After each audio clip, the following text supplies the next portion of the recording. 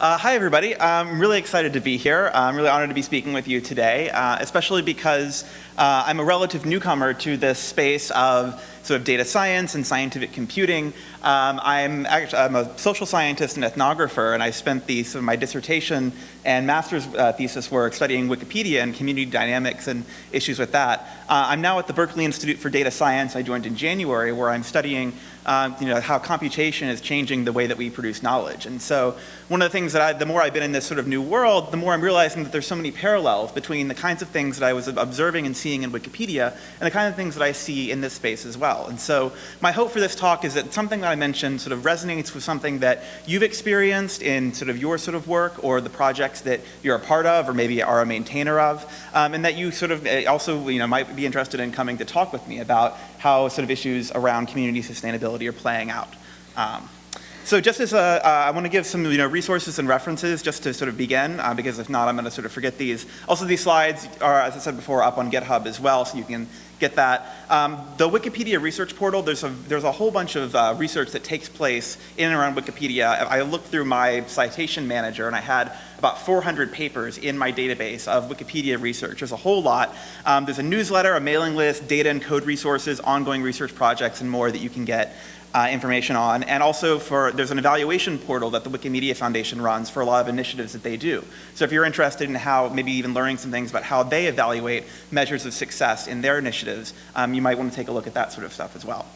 And also WikiLit is a nice set of sort of online bibliography for Wikipedia research as well. So just an itinerary where I'm going today. First of all, I'm going to introduce something that's known as the oh shit graph. And you can actually Google this. If you Google Wikipedia oh shit graph, that's the first result that comes up. It's sort of something about community dynamics that raised a particular flag. Then I'm going to segue into the history of the Wikipedia community in relation to that. Talk about issues around newcomer socialization and governance. Then move on to issues of diversity, inclusion, and representation. And finally sort of talk about some initiatives that are ongoing and some future steps. So this is not the oh shit graph yet, but this is a graph of the number of active Wikipedia editors per month. So in blue, this is 5 edits. In green, this is over 100 edits. So peripheral contributors on the top and sort of highly active contributors on the bottom. We can grab this logarithmically as well. And what we can see is that Wikipedia went through some substantial exponential growth a few years after it was founded in 2001. You started to have a point where Wikipedia was going from 100 highly active contributors in 2003 to 1,000 in 2005 to about 5,000 in 2007. And then it started to peak as well. And, oh, I need to speak closer, okay. Oh, sorry about that. I can hear that resonate now. And so we go back to this, and then this graph actually was not first plotted until around 2008, whenever things were going down as well. And we were sort of asking the question, why are the number of active contributors to Wikipedia going down, both sort of more casual contributors as well as long-term contributors? And the oh shit graph is what happens when you plot the average retention or survival of an editor. And so we can see, in 2003, 2004, 2005, even some 2006, the likelihood that someone who joins Wikipedia and creates even a user page for themselves and makes a contribution is going to stick around 1 to 2 years later. Goes down dramatically. It goes from about 50 to 75% of people who stay down to at the end of 2011, it was at an all-time low of less than 10% of people that were retained. And so the reasons why this happened and sort of the initiatives that took place in response to it is going to be the topic of this talk, and sort of give you some context about this problem. So Wikipedia's community history, I just want to also reference a couple of books that have been written, not necessarily on this particular dynamic, but a lot of things that can give you some good background and context for this. Things like the Wikipedia Revolution, Good Faith Collaboration, Wikipedia and the Politics of Openness, and Common Knowledge. These are 4 really great texts that have come out if you're interested in learning more about the history of the Wikipedia community. But what I'm going to talk to you today is start off in the early days of Wikipedia. This is a screenshot from December 2001. about 11 months after the project was founded. And it could be from 1996, from all we know, based on the aesthetics. And back then, Wikipedia was really this sort of ragtag group. As I said, as I showed with the graphs before, you've got less than like 100 sort of highly active contributors doing it, a whole bunch of people who are more casual, sticking around. But they've already got, at the end of their first year, 19,000 articles as well. And their goal, they said, is to hit 100,000. And there's two sort of phrases that really capture the spirit of what the community was like and what governance was like back then. And it's from their rules page, which is called Rules to Consider. Not rules to enforce, just rules to consider, things to think about. And the first one, if I cropped out some of the explanatory text, is ignore all rules. If the rules make you nervous and depressed and not desirous of participating in the wiki, then ignore them entirely and go about your business. Now, to put a more sociological gloss on this, what this sort of effectively means is that we govern our community by loose norms that we talk about, and we evaluate according to a consensus on a case-by-case basis. So Rules to Consider was a page in which people sort of came and they talked about some things that they thought were going on in their project, some things that they thought they should do and not do, but it wasn't ever something that you would hit someone else over the head with and tell them that they were doing a bad job. It was instead something you just sort of really a community space to talk about what you thought Wikipedia was and ought to be. Now, 2004, 2006, so by 2004, the community is sort of growing steadily, and it's sort of getting to a point where, it's got more and more articles, and it starts to face a whole bunch of external factors that I attribute really to the rise of a lot of changes in community dynamics. Really, Wikipedia gets popular. Wikipedia starts getting ranked higher in Google results. There's major mass media coverage of Wikipedia in places like the New York Times and the BBC. Previously, Wikipedia got covered in places like Slashdot, and where sort of people from those sort of communities would sort of come in and sort of really influence the first generation of Wikipedians. But then there was a whole new sort of set of people who were, who got there from different places. And then there starts to be major concern that takes place about Wikipedia's accuracy. And you have three sort of major events that happen. One is the study that's commissioned by the journal Nature, which is a rare thing to actually have that happen, to compare the accuracy of Wikipedia and Encyclopedia Britannica. And they find that for, on a couple science articles, about a dozen or so science articles was the scope of the study, Wikipedia and Britannica are roughly equivalent. They have about the same number of errors. This gets widely misreported as Wikipedia in all cases is just as accurate as Britannica in all cases. It becomes a news story in and of itself. The second punch, though, the counterpunch, though, was the Siegenthaler incident that happens a few months later, where John Siegenthaler, who is the editor-in-chief of the USA Today, finds out that his Wikipedia article for 4 months has said that he was involved in the assassinations of JFK and Robert Kennedy. And he writes a scathing op-ed in which, and he was actually very close to the Kennedy family. He was a pallbearer at Robert Kennedy's funeral. And so he is deeply troubled by this. And so writes this. This becomes news in and of itself. College professors start talking about banning Wikipedia from classrooms, things like that. I mean, it gets sort of major coverage. And then sort of the final punch comes in this sort of part of Wikipedia's timeline with Stephen Colbert's Wikiality segment, which is also where in his conservative character, he sort of satirizes Wikipedia, and it's actually the segment in which he says the phrase, reality has a liberal bias, if you remember that. And then the next thing after that is, and thank God we have Wikipedia so that we can write what I know in my conservative gut to be true. And it's really funny, but then he really goes deep and he starts to link Wikipedia to the mindset that got the US into the Iraq War and sort of the systematic denial of climate change and evolution. And then he invites his millions of viewers to go and add false facts to Wikipedia, which they do. And I remember that at the time. I was there. I've been an editor there since 2004, I forgot to mention. And I remember being there at the time, and it was devastating, but not just because all the Colbert people came and did really predictable vandalism that could really be reverted with some, pretty stupid bots. But it was more sort of this attack to Wikipedia's mission, to Wikipedia's, a lot of people look up to Colbert and sort of, had that and sort of took what he said seriously about, are we, with the fact that anyone can edit anything, we're letting quality slip, what do we do about this? And so there's also a lot of internal milestones that happen as well. The encyclopedia is filling up. 500,000 articles by 2005, 1 million articles by 2006. Wikipedians start to get very organized among themselves as well. There's a whole bunch of local meetups that happen, but the first global Wikimania conference happens in sort of this state of the community. You know, what are we going to do about this growing encyclopedia community? The foundation, the Wikimedia Foundation, officially incorporates as a nonprofit. They start to hire staff, they do a fundraiser, and there's more and more intense editorial controversies that are taking place all across the encyclopedia. As pretty much every political and ideological conflict on the planet Earth gets transported into Wikipedia as people start to argue about everything from, you know, Israel and Palestine to evolution and creationism to a particular spat about the spelling of the town in Poland. Gdansk, Poland is actually a particularly nasty issue that sort of took a whole bunch of people's time for years, even though it's not sort of a large-scale conflict outside of Wikipedia. So just an anecdote from this. This is Jimmy Wales, the co-founder of Wikipedia, and for a long time its benevolent dictator. And when he decides at the Global Wikimania Conference to talk about something to everyone there, he talks about identifying and eliminating trolls. You know, he holds court about going into defense mode, about emphasizing quality over quantity, emphasizing the relationship that Wikipedia has to truth and to reliability and to accuracy. And so what happens is that Wikipedia starts to formalize.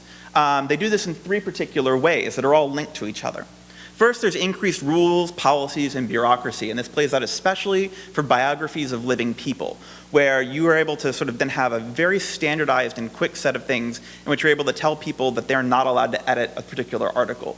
You have article protection that starts to come in force where people can lock down pages, and a new bureaucracy that takes place to sort of resolve the same kinds of issues that are coming in again and again and again.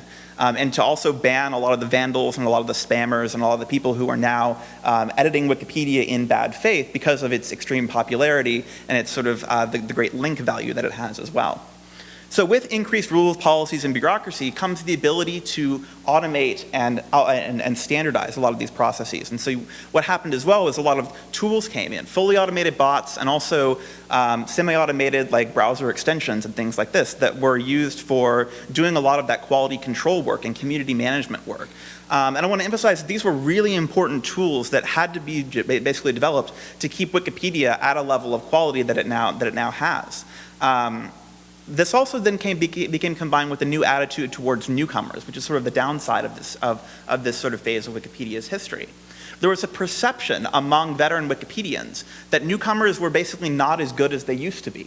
There was a perception among these people who were spending hours and hours of their time, of their free time, contributing to this project that the people who were coming in, really, that's not something, they're here basically to mess things up. They don't know our rules. They don't care about truth. They don't care that, all these sort of things.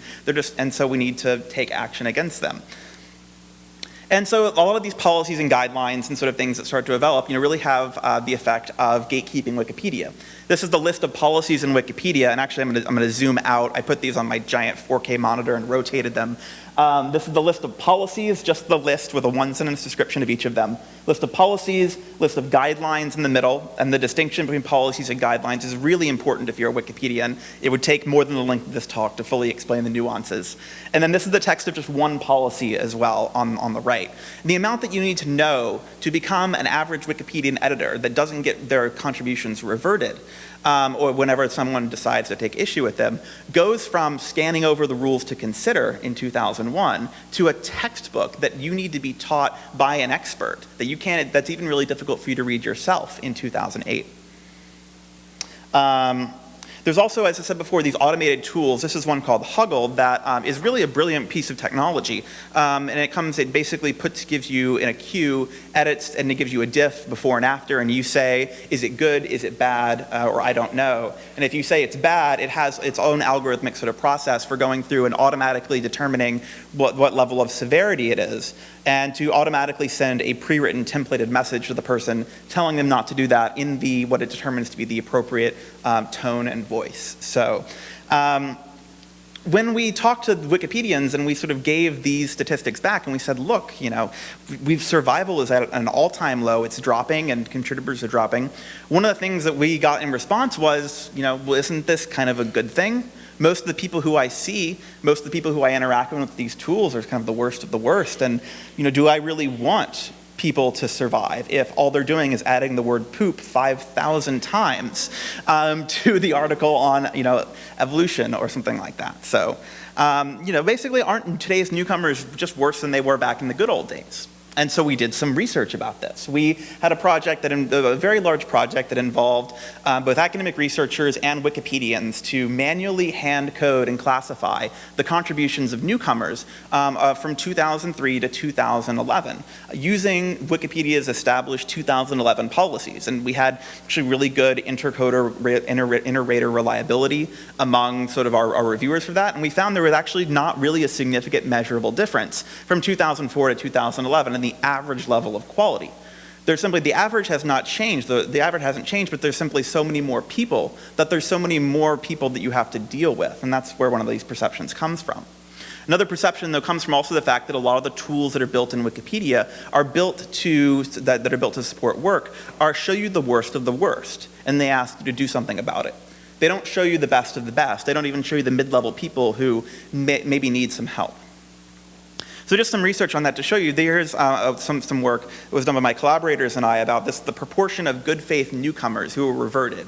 People whose contributions were rated by Wikipedians who didn't know when they were made or who made them as either completely good, to revert them would be an act of vandalism in itself, or good faith in that they needed some sort of refactoring, but they made a contribution. Things that should not have been immediately undid. And what we see is that, starting in sort of mid-2006 to 2007, the rate at which good faith, valuable contributors that you want in the community starts to rise. So it goes from about less than 10% of good newcomers get reverted their first time to 20 to 30% of newcomers that are good faith get reverted their first time. And this also correlates highly with retention as well. So this is one of the things we showed for that previous plot. It included all of the vandals, all the spammers, all the 12-year-old kids adding poop. And so we filtered it out. We filtered out all those people and said if we just have the people who are making good contributions to the community, and we look at that retention rate, we see that also drops dramatically as well, from 30 to 40% retention down to, as I said, in 2011, it was about 5% retention of people of sort of good contributors who made good contributions on their first edit. I mentioned before as well the role of automated tools like Huggle that send messages to people upon being rejected. And this is a plot of the first messages sent to new users. It's a proportional plot. And the area in gray at the top are messages that are sent by a human, opening up a page, typing a message, and sending it to another human. Everything else in color is a different fully automated bot or semi-automated tool that is used to automatically send pre-written messages to people. And by design, only the tool in yellow that then turns to dark green is a tool that is used to tell people that they are doing a good job. Everything else in this graph is a tool that is built to tell you that you have done a poor job. And a lot of them, the ones in red and blue, are built to tell you that not only have you done a bad job, if you continue to do this, you're going to be blocked from being able to edit Wikipedia. Your IP address will be blocked and your user account will be banned. So one of the things that we did, one of the first things we did when we sort of found this research was we started to say, well, we can't change a lot of these maybe sort of design features as well, but we can A/B test new messages. And this is actually one of the more benign messages that got sent. But you can read at the very, maybe you might not be able to make it out at the top for everyone, but the top was the original that was written in a very passive and institutional voice. Although everyone is welcome to contribute to Wikipedia, one of your edits has been reverted because it appears to be unconstructive. If you believe the edit was constructive, ensure that you provide an informative edit summary. So basically blaming the user for their contribution being rejected. As I showed before, we're at the point where about 30% of newcomers who make good contributions are having their contributions rejected in this way. And so we sort of did a whole bunch of changes to this, and we tested a lot of versions, and one like, hello and welcome, I edit Wikipedia too, under this username. And these are messages that are sent by a person, not by a fully automated bot. So we made it so that if you revert someone, you actually have to put your username in there and tell people things like, Wikipedia is written by people like you and me, thanks for participating. I've reverted your edit because it didn't appear constructive to me. If you think I've made a mistake, here's how to ask me questions. And one of the things that we were concerned about was, we wanted this to increase retention and editor activity for the good people, but we also didn't want to encourage the vandals and the spammers and the 12-year-old kids who are adding nonsense. And one of the really great things about this particular experiment is that we found that both of those outcome metrics were a positive in that. So not only did this friendlier message help people who were making good contributions stay longer even though they were reverted, we also found that for the people who were making really nasty contributions, it made them go away faster. So being nice to people who have just done something really terrible, actually, in this case, made them maybe possibly think about what they had done, especially adding things like, thank you for your contribution, but I didn't think it was constructive. That's an interesting psychological thing to think about. So some of the lessons, there are hundreds of pre-written templates that are used in Wikipedia to manage, because that's the only way that you can sort of do a lot of this work at scale, given that there are so many people entering Wikipedia every day and a relatively small number of people who are sort of core contributors to the project. I haven't included this slide in that, but I'll mention that that about 4,500 people, or 1/10 of 1% of Wikipedia contributors, are responsible for about half the edits that are made to the project. And this skew is something that's sort of very similar and seen in a lot of volunteer and peer production-based things. I imagine open source is similar in that regard too. And so what we did is I shouldn't say I actually was only a part of the first sort of set of experiments, but then there was a whole bunch of projects that were done to test dozens and dozens and dozens of automated messages. So just some broad lessons that were learned from this to give, if you're thinking about doing A/B testing as well. One thing is you need to sort of have some humility, because many times a message that we all thought was going to be great had no measurable effect. It's science. You've got to sort of be prepared for that as well. One thing that's interesting is a lot of messages that we saw that did have effects only worked for more experienced newcomers, people who had sort of made 5 to 10 previous edits at least. And so this is something I'm thinking about, exactly where to target them. We did some things that were working for people who were above one particular hump, but for some reason, not really working for other people who were sort of very, very newcomers to the project. But also, I really want to encourage this sort of model as well, because it was a great way to get volunteer contributors to Wikipedia, volunteer editors, academic researchers, and Wikimedia Foundation staff together, all working on the same project. A volunteer might say, hey, I've got this template, and I'm thinking of doing something. We set up, there was this whole infrastructure that we set up for the first experiments that we could then use for dozens and dozens of other experiments as well, to really make the work of A/B testing streamlined and efficient. And so that's something that I would highly encourage, if you've got anything that you're sending that's automated to people, or any sort of text that you're using, do some A/B testing. It sort of can really help you in the project. Another initiative that I want to talk about is the Tea House. And it's a project spearheaded by a lot of people, including Jonathan Morgan, who was one of my collaborators on the previous sort of rise and decline sort of work that I mentioned earlier.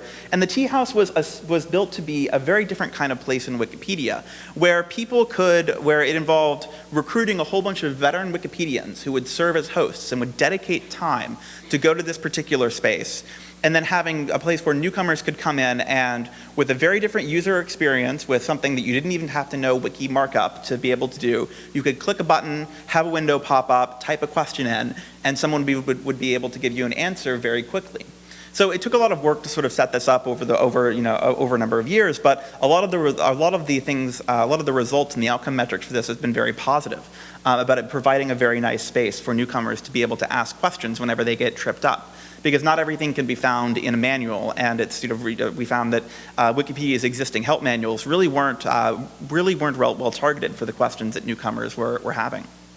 So one thing is that they have a bot that comes and invites newcomers who have recently made their first 10 plus edits. They don't invite everyone because they can't handle the capacity to have all newcomers in Wikipedia there yet. And they get about a 4.5% participation rate from bot invites. So that's not huge, but it's still more than nothing.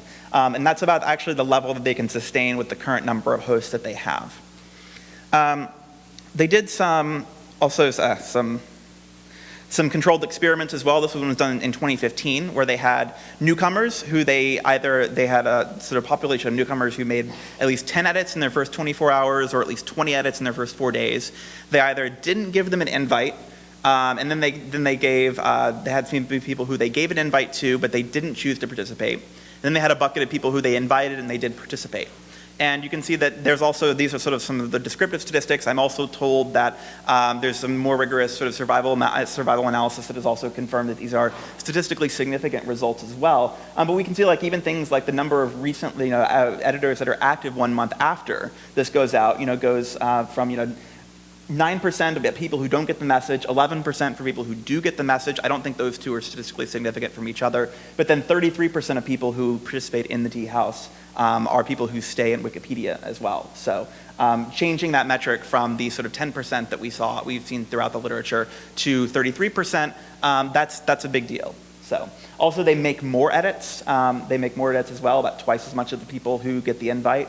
And they're blocked at basically the statistically insignificant rate. That was another thing that Wikipedians want to make sure of, is that we're not encouraging people who then go on to basically learn the skills to disrupt the encyclopedia. So that as well. Also, there was a survey that was done with overall satisfaction, and both newcomers and veterans stated that they were either satisfied or very satisfied with their experience. And then the final thing that I want to sort of point out is that in this survey, about 28% of the newcomer respondents were women, which is versus about 8 to 13% of all Wikipedia editors are women as well. And so this has been a space in which a lot of the people who are very passionately working in Wikipedia on issues of representation, diversity, and inclusion have been working very closely with the Tea House to try to make this into a space where sort of people from marginalized groups can come and sort of hopefully sort of remove some of those sort of long-term barriers. And so with that, I'm going to segue into talking about issues of diversity, inclusion, and representativeness. And I'm going to share with you some statistics as well from this. One thing is that this is one thing about the gender gap. I said before, 8 to 13%, depending on how you measure it. But this is a paper that graphed the percentage of female editors over by the number of edits that they had made. And so what this shows is that it's sort of it's a pipeline problem, not in the sense of there's a previous sort of set of things that that editors that women need to have that they're not getting from the educational system, as is often discussed with industry, but that the pipeline of Wikipedia socialization itself is systematically underrepresenting women. So about 20% of people, of editors who come in, who only have one edit, are women. And when we get to sort of the higher ranks, by the time you get to 512, that's at about 7% as well. There's also an interesting bump, though, when you get to the very, very highly active editors. There's a small bump. I'm not sure if that's a statistically significant difference, but it shows that this is that sort of gender gap in Wikipedia is definitely an issue of the socialization process and the retention process. There's something going on there. This is also from the same paper that was done. And we've got the citation below as well if you're interested in reading the whole thing. They've got a lot of work. The rates at which female editors are reverted as well is statistically significant at the lower rates as well. And so this is one of the things as well that is predicted, that is that women contributors are getting reverted more often than men are in Wikipedia, especially at their lower levels. So. Another great sort of piece that I highly encourage you to read is a piece by Sue Gardner, who is the ex-executive director of the Wikimedia Foundation, and she has this piece where she did a lot of interviews with women who both contributed to Wikipedia, formerly contributed to Wikipedia, or had never edited Wikipedia at all, about why women don't edit Wikipedia. And she has 9 reasons, including some of them are technical, things like it's a difficult user interface, editing interface. Some of them are things that are sort of that go beyond sort of Wikipedia specific aspects, that are sort of universal to society, things like not having enough free time. This is something that labor and volunteer hours and any volunteer community is going to be systematically underrepresented in this aspect, and that's something that's a broader systemic issue that also needs to be dealt with as well. Then also things like aversion to conflict, things like finding the overall atmosphere misogynistic, and finding that their contributions aren't perceived as valued as well.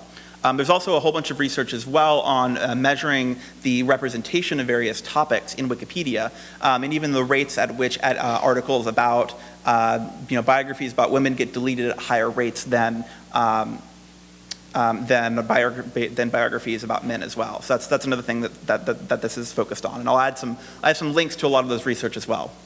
So one of the things that's been done to try to sort of tackle a lot of these issues, both with the gender gap, and also there's a whole bunch of gaps as well with race and ethnicity and income. That's also one of the things that that demographic surveys of the Wikipedia community has shown that it is predominantly edited by men who are of the age of sort of 20 to 35, who sort of grow up in sort of Anglophone countries as well. So this is so editathons that have been targeted to specific demographic groups that have been underrepresented have been growing substantially over the past years. This is from a sort of Wiki Women's History Month thing that was done at the Wikimedia Foundation, just a few blocks away from here. And one of the things about editathons and community outreach projects that the people who have been doing a lot of this work have been talking about, this is sort of a mix of veterans and newcomers is really needed. You have to do high recruitment work on both of those aspects as well. You can't sort of expect a lot of people to simply come. It takes a lot of initiative to sort of do that. You need to be able to teach the necessary tech skills and the jargon to participate in Wikipedia, but sort of as I referenced before, like one day really isn't enough. I mean, I've heard some people sort of say that it would take almost the equivalent of an entire university 4-unit class over the course of a semester to really get you to the point that you know everything about how to interact with Wikipedians as veteran Wikipedians do. So this is something that sort of people have been really thinking about as well. There's also a whole bunch of new initiatives for doing sort of long-term community engagement. Some are actually working with people in university courses as well, particularly in, like, for example, women and gender studies classes. And then finally, I have this third, but it should be last. There's a great evaluations and metrics infrastructure that they're spinning up to try to decide and identify and decide what kinds of tactics and strategies and different recruiting aspects are more successful and less successful for that. And so the link of that is at that. So there's also, I have a whole bunch of links in this slide to 4 different sort of organizations and groups that are really doing fantastic work on this. And if you're interested in this issue, I highly encourage you to check out the Project on Countering Systemic Bias, the Gender Gap Task Force, the Wiki Education Foundation, and then the Wikimedia Foundation also is starting to provide individual engagement grants for people who have a particular idea about how they want to tackle these issues. And they've allocated funds for that as well. So I want to conclude by just sort of referencing some of the things that I haven't been able to get to in this project, but I think are really interesting efforts and projects around community sustainability. One are streamlined and simplified guides to policy, because as I said, the policy environment is incredibly complex and very difficult to navigate. Finally, like a draft article space with laxer rules so that people don't have to be able to have their articles immediately subjected to review, criticism, and potentially deletion whenever they create a new article. Changing the user interface in a lot of different ways, in particular one so that newcomers can signal good faith intent to veterans who often will sort of delete articles or revert contributions within a minute of them being made.